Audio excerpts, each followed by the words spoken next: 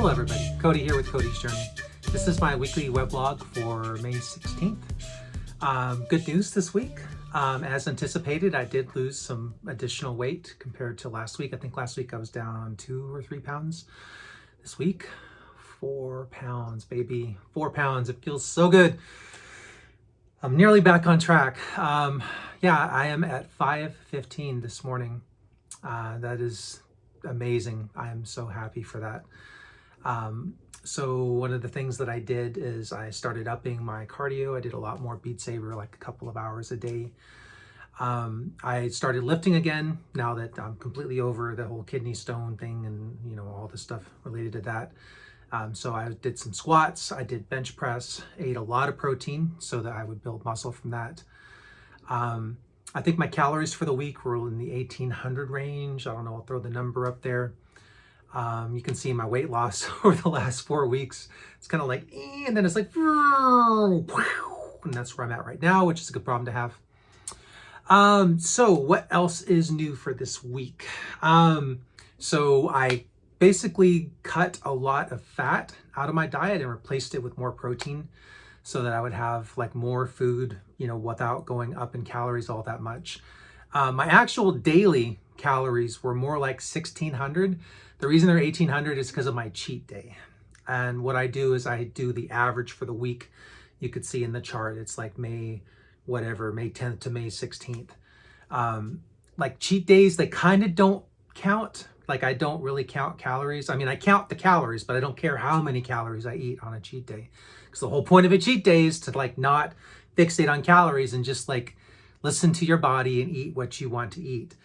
But it definitely counts against your total average calories. So I was doing 1600, but with the cheat day, it was more like 1800 to 2000. It varies depending on whether I have any alcohol or not, because alcohol is basically 7 calories per gram. It might as well be like drinking vegetable oil, which is a shame because I love Mai Tais. Anyway, what else is new? So I've been eating a lot of pressure cooker pork loin. The macros aren't great. There's a fair amount of fat for the amount of protein you're getting. And I did have a lot of pork loin because specifically it was $1.84 a pound, which was the best deal for protein. Like there was nothing better, not eggs, not chicken, like nothing was better than that.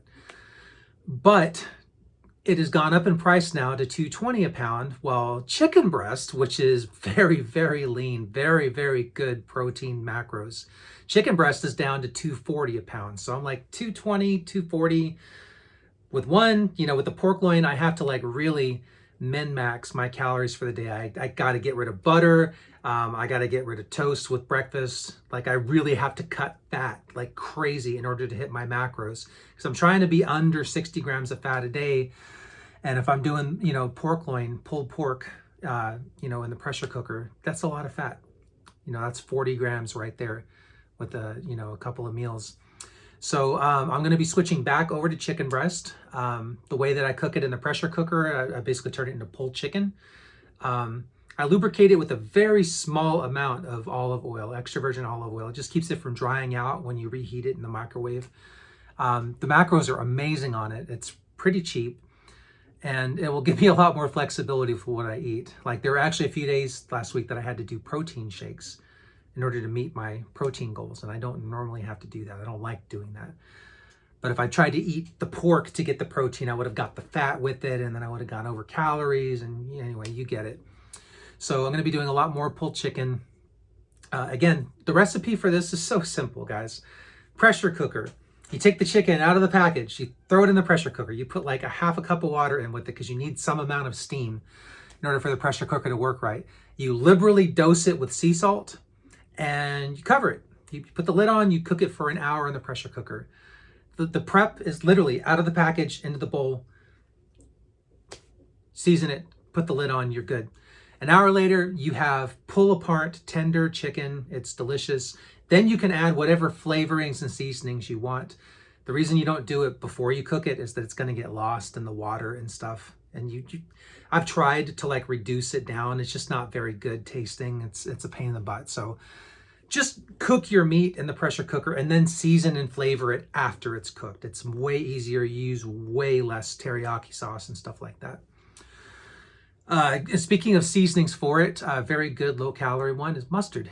Just plain yellow mustard, or your favorite Dijon, but Dijon's kind of a waste on pulled chicken. Mustard, salt, pepper, a little bit of olive oil, and it's very low calorie, very low carb, and very tasty. It's good stuff. It's kind of like a chicken salad, but without the mayonnaise. What else we got here? So I did a breakdown of eggs versus egg whites, because egg whites have been very hard to find recently. They're almost always out of stock, and I kind of got tired of it. Also, when you do the math, 18 eggs is about $5.50 right now at Walmart, and a carton, like a quart of egg whites, is about $4.86. So the egg whites are cheaper. However, you only get 95 grams of protein for your $5, whereas if you bought the whole eggs, you would get 126 grams of protein for that same cost. Plus, you're getting all of the yolks and stuff like that, which is very, very high in calories and fat and vitamins and minerals. Like, I think an entire quart of egg whites is like 496 calories, whereas the equivalent amount of eggs is 1,400 calories. So if you're trying not to starve to death, like, eggs are the way to go. And here's the deal. Here's what I figured out. You can use a water bottle and just suck the yolks up into the bottle. It's a really easy way to get yolks out of egg white. And then you can put them in a deli container, keep that in the freezer. If you want to make a cake at some point, you've got egg yolks for that. I'm not really a cake maker. So what I was thinking is supplement for my cats. I've got 2 kitties, Corky and Marty, and they would absolutely love some egg yolks, you know. That would help their fur and give them a nice shiny coat. It'd be really good for them because that's where all the vitamins and minerals are in eggs. So it'd be really good for my cats. It would help offset the cost of cat food, you know, giving them, you know, periodic egg yolks like that. And I think it'd be a win-win for everybody. It would definitely be cheaper for me, just a little bit of extra work separating out the yolks. So I'm going to give that a try. That's really it in terms of what I've been up to. I plan to do a lot more squats. I've been neglecting my legs in that aspect. I've been doing other leg exercises. I've been doing Romanian deadlifts and stuff like that, but I got really, really bad DOMs when I did those squats. I was very sore for 2 days, like even bending my knees hurt. Thankfully, I'm over that. So I'm going to be doing a lot more squats the next week. I'm going to continue with my current calorie goals, which are like, it's like 1,600 a day. What is that? It's 160 grams of protein. I want to say 100 grams of carbs and like 60 grams of fat. Those are my macros. I'm going to keep doing that since it seems to be working. And 15 pounds to my goal by the end of June. It might be doable. I still might be able to hit my goal, especially if I throw some fast days in there and I keep cutting like I am. I'm not under any delusions that I'm going to keep losing 4 pounds a week. My body hates me, but I'm going to try real hard, guys. I really want to be under 500 by the 1st of July. Anyway, this is Cody. Thank you all for watching my video, and I'm out.